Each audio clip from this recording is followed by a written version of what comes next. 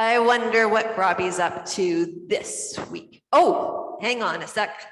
Now I think you're ready. Okay. This is for the fifth Sunday after Epiphany. And in Matthew 5, verse 13, we hear that you are the salt of the earth. But if salt has lost its taste, how can its saltiness be restored?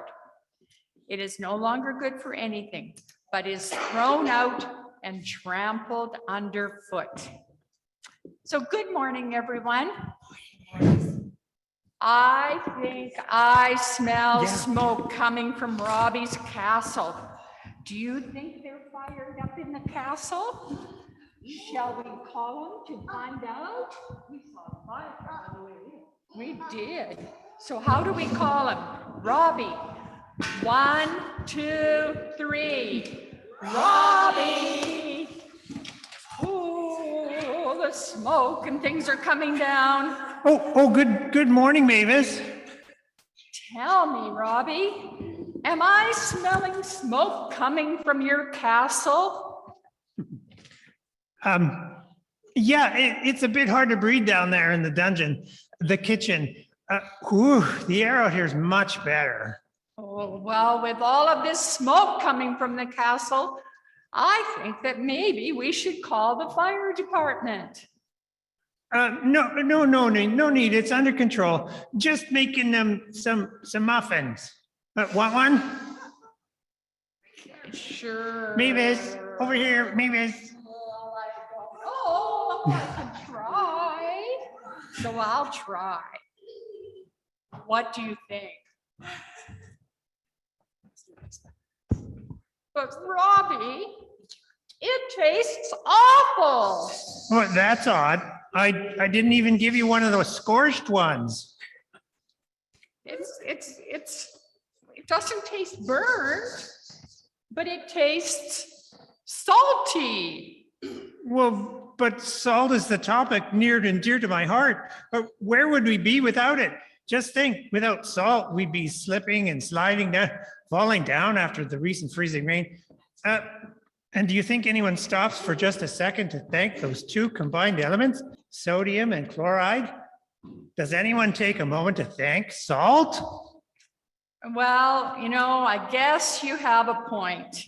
Salt is important, and I appreciated it on my walk to church this morning. And Jesus did tell us that salt's important.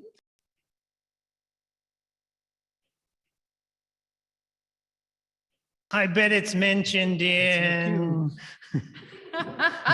today's gospel, but we have a little boy who's going to eat it anyway. Tell your friends that they are to be like salt. Like my salty muffins. Well, I don't know that I would go quite that far. Just, let's think about what salt is. It's a spice that gives food a good taste. And have you ever had French fries without salt? Or popcorn without salt? Yeah, I have. It's kind of boring. Not much taste. Well, exactly, Robbie.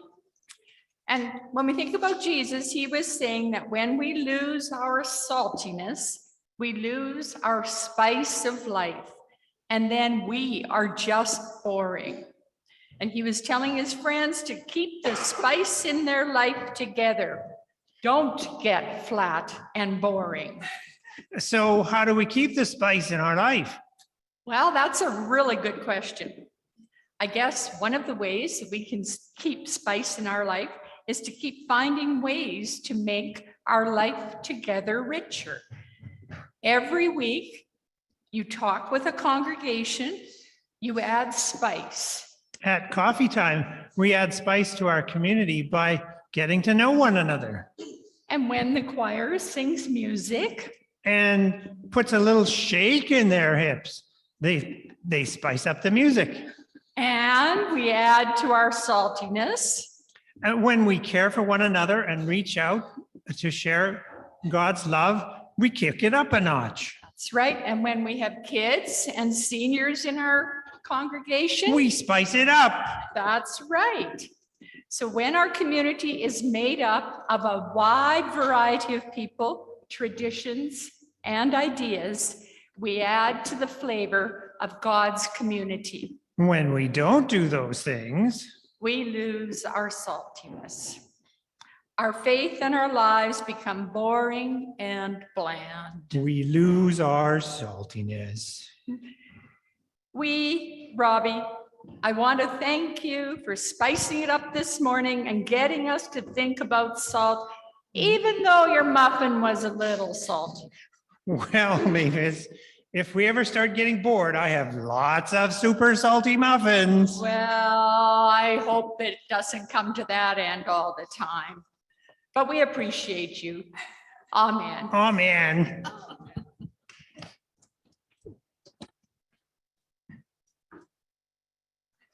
Oops.